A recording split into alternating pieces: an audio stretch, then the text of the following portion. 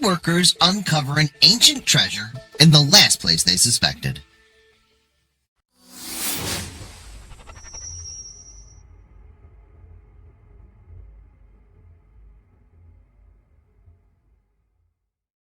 Have you ever stopped and considered what you're actually stepping on when you walk out the door each morning? Grass, concrete, and the like are all pretty obvious answers, but what's underneath all that?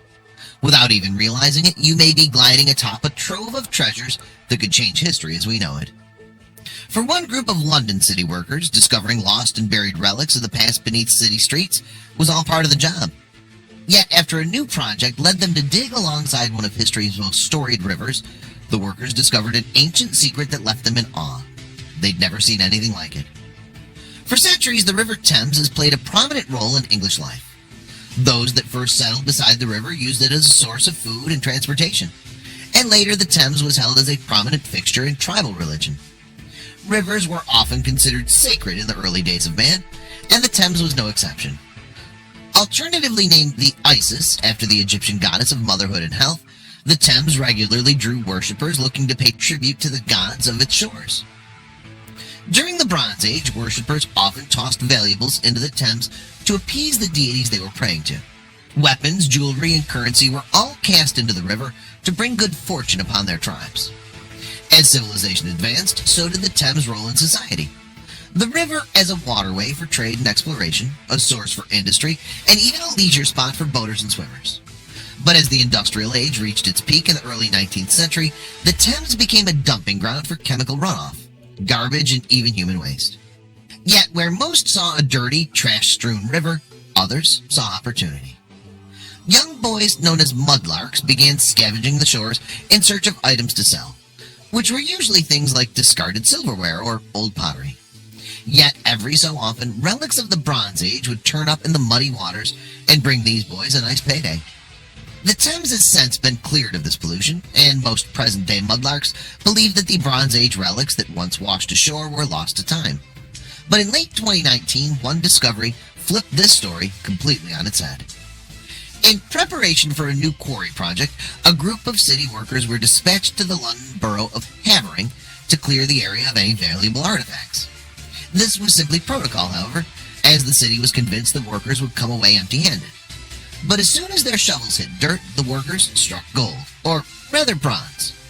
The excavation had revealed 4 separate deposits of Bronze Age artifacts, each one more impressive than the next. In total, the workers pulled 453 individual relics from the cache, including swords, knives, axes, spearheads, and daggers. Non-weapons such as bracelets, woodworking tools, and metal ingots were also recovered. It's incredibly rare to have uncovered 4 separate hoards of such size on one site, said Roy Stevenson of the Museum of London, as most large deposits are often found in isolation rather than in groups. This discovery is of huge importance due to the deliberate placement of each deposit, Stevenson continued, and raises questions as to why this treasure was buried in this way and why it was never recovered. Several theories were put forth about the origins of the Havering hoard, which was dated between 900 and 800 BCE. One researcher posited that the goods were buried there as an offering, much in the same way that they were once tossed in the water of the Thames. Others suggested the opposite, that the hoard was deposited in a ritual closing of a temple built alongside the river. This theory was somewhat supported by the fact that most of the weapons were broken when discovered. Yet this fact could just support a more obvious claim, that the hoard was nothing more than a garbage dump. When early tribes abandoned bronze tools and weapons in favor of harder steel, they simply could have buried the goods to keep them out of reach. It's guesswork pretty much as to the intentions, curator Kate Sumnall told The Guardian. We've got the evidence, we'll be putting forward our best theory, but we can never definitively know. Whatever the reason for its placement, the hoard provided valuable information about the state of travel and trade during the Bronze Age. The axes were traced back to mainland Europe, meaning whoever deposited them had at least had contact with tribes a great distance away. Our site is not an isolated site, explained Sumnall. It is part of a bigger European connection, with a lot of trade, a lot of movement, a lot of communication of ideas, and also of goods as well.